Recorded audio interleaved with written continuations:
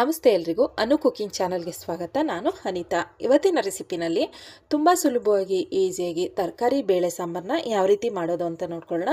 ಊಟ ಬೇಡ ಅನ್ನೋರು ಕೂಡ ಒಂದೆರಡು ತುತ್ತು ಊಟ ಜಾಸ್ತಿ ತಿಂತಾರೆ, ಅಷ್ಟು ರುಚಿಯಾಗಿರುತ್ತೆ. ಈ ಒಂದು ವಿಧಾನದಲ್ಲಿ ನೀವು ಮಾಡಿದ್ದೆ ಆದರೆ ಮಾಡೋದು ಹೇಗೆ ಅಂತ ನೋಡ್ಕೊಳ್ಳೋಣ. ಅದಕ್ಕೂ ಮುಂಚೆ ನೀವೇನು ನನ್ನ ಚಾನಲ್ಗೆ ಸಬ್ಸ್ಕ್ರೈಬ್ ಆಗಿಲ್ಲ ಅಂತಂದರೆ ಪ್ಲೀಸ್ ಸಬ್ಸ್ಕ್ರೈಬ್ ಮಾಡ್ಕೊಳ್ಳಿ, ಪಕ್ಕದಲ್ಲೇ ಇರುವಂಥ ಬೆಲ್ ಬಟನನ್ನು ಕ್ಲಿಕ್ ಮಾಡಿ. ಬನ್ನಿ ಇವಾಗ ಹೇಗೆ ಮಾಡೋದು ಅಂತ ನೋಡ್ಕೊಳ್ಳೋಣ. ಮೊದಲಿಗೆ ಒಂದು ಕುಕ್ಕರ್ನ ಬಿಸಿಗೆ ಇಟ್ಕೊಂಡು ಅದಕ್ಕೆ 1 ಸ್ಪೂನು ಎಣ್ಣೆ, ಒಂದು ಅರ್ಧ ಸ್ಪೂನು ಸಾಸಿವೆ, ಒಂದು ಅರ್ಧ ಸ್ಪೂನು ಜೀರಿಗೆ ಹಾಕ್ಕೊಂಡು ಅದು ಸ್ವಲ್ಪ ಸಿಡಿಬೇಕು, ಸಿಡಿಯೋ ತನಕ ಬಿಡಬೇಕು. ಅದಾದಮೇಲೆ ನಾನಿವಾಗ ಒಂದು ಸ್ವಲ್ಪ ಕರಿಬೇವು, ಒಂದೆರಡು ಒಣಮೆಣಸಿನ್ಕಾಯಿ ಹಾಕ್ಕೊಂಡು ಇದಕ್ಕೇ 1 ಗೆಡ್ಡೆ ಈರುಳ್ಳಿನ ಸಣ್ಣದಾಗಿ ಉದ್ದುದಕ್ಕೆ ಕಟ್ ಮಾಡಿ ಇಟ್ಕೊಂಡಿದ್ದೆ, ಅದನ್ನು ಕೂಡ ಹಾಕ್ಕೊಂಡು ಚೆನ್ನಾಗಿ ಫ್ರೈ ಮಾಡ್ಕೊಳ್ಳೋಣ. ಎಲ್ಲಿ ತನಕ ಅಂದರೆ ಚೆನ್ನಾಗಿ ಈರುಳ್ಳಿ ಕಲರ್ ಚೇಂಜ್ ಆಗಬೇಕು ಅಲ್ಲಿ ತನಕ. ನೋಡಿ ಈ ರೀತಿ ಚೆನ್ನಾಗಿ ಮಿಕ್ಸ್ ಮಾಡಿ ಸ್ವಲ್ಪ ಕಲರ್ ಚೇಂಜ್ ಆಗೋ ತನಕ ಫ್ರೈ ಮಾಡ್ಕೊಳ್ತೀನಿ. ನೋಡಿ ಇಷ್ಟ ಆದರೆ ಸಾಕು. ಇವಾಗ ಇದಕ್ಕೆ ಕಟ್ ಮಾಡಿರುವಂಥ ಟೊಮೊಟೊನ ಹಾಕ್ಕೊಳ್ಳೋಣ.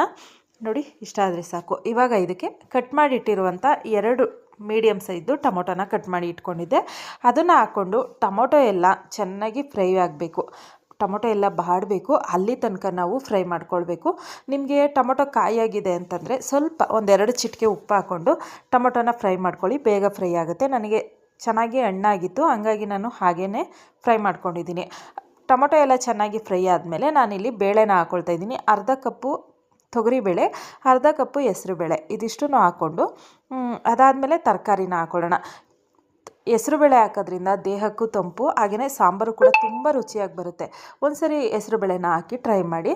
ಅದಾದಮೇಲೆ 2 ಮೂಲಂಗಿ, 2 ಕ್ಯಾರೆಟು, ಸ್ವಲ್ಪ ಬೀನ್ಸು, ಹಾಗೆಯೇ 1 ಆಲೂಗೆಡ್ಡೆ, 1 ಬದನೆಕಾಯಿ, ಇದಿಷ್ಟನ್ನು ಹಾಕ್ಕೊಳ್ತಾ ಇದ್ದೀನಿ ನಾನು.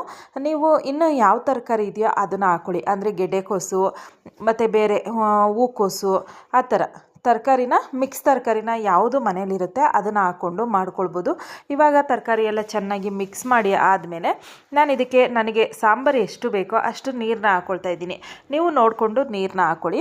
ನಾನು ಕೂಡ ನನಗೆ ಸಾಂಬಾರು ಎಷ್ಟು ಬೇಕೋ ಅಷ್ಟು ನೀರನ್ನ ಹಾಕ್ಕೊಂಡಿದ್ದೀನಿ. ಅದಾದಮೇಲೆ 2 ಸ್ಪೂನು ಸಾಂಬಾರು ಪುಡಿನ ಹಾಕ್ಕೊಳ್ತಾ ಇದ್ದೀನಿ. ಬೇಳೆ ಸಾಂಬಾರು ಪುಡಿ, ಮನೆಯಲ್ಲೇ ಮಾಡಿರುವಂಥ ಬೇಳೆ ಸಾಂಬಾರು ಪುಡಿನ ಹಾಕ್ಕೊಳ್ತಾ ಇದ್ದೀನಿ.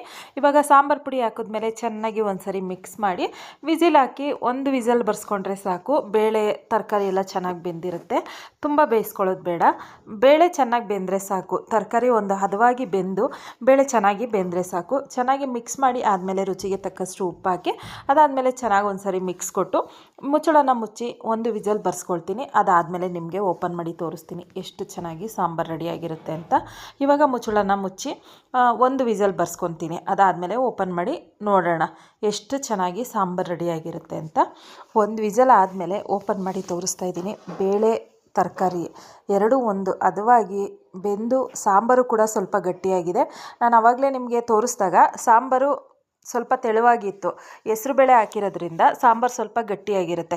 ಹಾಗಾಗಿ ನಾವು ಸಾಂಬಾರನ್ನ ನೀರು ಹಾಕುವಾಗ ಅಥವಾ ಸಾಂಬಾರು ಪುಡಿ ಹಾಕುವಾಗ ಸ್ವಲ್ಪ ತೆಳುವಾಗಿಯೇ ಮಾಡ್ಕೊಳ್ಬೇಕು. ಸಾಂಬಾರು ಪುಡಿನ ಸ್ವಲ್ಪ ಕಡಿಮೆ ಹಾಕ್ಕೊಂಡು, ಆವಾಗ ನಾವು ಹೆಸರುಬೇಳೆ ಹಾಕಿರೋದ್ರಿಂದ ಇದು ಸಾಂಬಾರು ಸ್ವಲ್ಪ ಗಟ್ಟಿ ಬರುತ್ತೆ.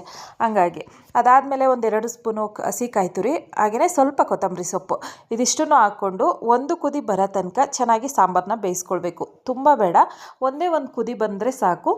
ನಾನು ಕೂಡ ಗ್ಯಾಸ್ ಆನ್ ಮಾಡಿ 1 ಕುದಿ ಬರೋ ತನಕ ಸಾಂಬಾರನ್ನ ಬೇಯಿಸ್ಕೊಂಡಿದ್ದೀನಿ. ಅದಾದಮೇಲೆ ಸೂಪರಾಗಿರುವಂಥ ಸಾಂಬಾರು ರೆಡಿಯಾಗಿದೆ. ನೋಡಿ ಎಷ್ಟು ಚೆನ್ನಾಗಿ ಸಾಂಬಾರು ರೆಡಿಯಾಗಿದೆ ಅಂತ. ಇಷ್ಟೇ, ಮಾಡೋದು ಕೂಡ ತುಂಬ ಸುಲಭ. ಹಾಗೆಯೇ ಜಾಸ್ತಿ ಸಾಮಗ್ರಿನೂ ಬೇಕಾಗಲ್ಲ, ಜಾಸ್ತಿ ಸಮಯನೂ ಬೇಕಾಗಲ್ಲ. ಊಟ ಬೇಡ ಅನ್ನೋರು ಕೂಡ 1-2 ತುತ್ತು ಎಕ್ಸ್ಟ್ರಾ ತಿಂತಾರೆ, ಅಷ್ಟು ಟೇಸ್ಟಿಯಾಗಿರುತ್ತೆ. ತುಂಬ ಸಿಂಪಲಾಗಿ ಈಸಿಯಾಗಿ ಮಾಡ್ಕೊಳ್ಬೋದು. ಒಂದ್ಸರಿ ಈ ವಿಧಾನದಲ್ಲಿ ಟ್ರೈ ಮಾಡಿ. ನೋಡಿದ್ರಲ್ವ ಇವತ್ತಿನ ವಿಡಿಯೋ ನಿಮಗೆಲ್ಲ ಇಷ್ಟ ಆಗಿದೆ ಅಂತ ನಾನು ಅಂದ್ಕೊಂಡಿದ್ದೀನಿ. ಇಷ್ಟ ಆಗಿದ್ರೆ ಪ್ಲೀಸ್ ಒಂದು ಲೈಕ್ ಮಾಡಿ, ಶೇರ್ ಮಾಡಿ, ಕಮೆಂಟ್ ಮಾಡಿ. ಇದೇ ರೀತಿ ಈಸಿ ರೆಸಿಪಿಗಾಗಿ ಅನು ಕುಕಿಂಗ್ ಚಾನಲ್ನ ಸಬ್ಸ್ಕ್ರೈಬ್ ಮಾಡ್ಕೊಂಡು ನೋಡಿ. Thank you for watching.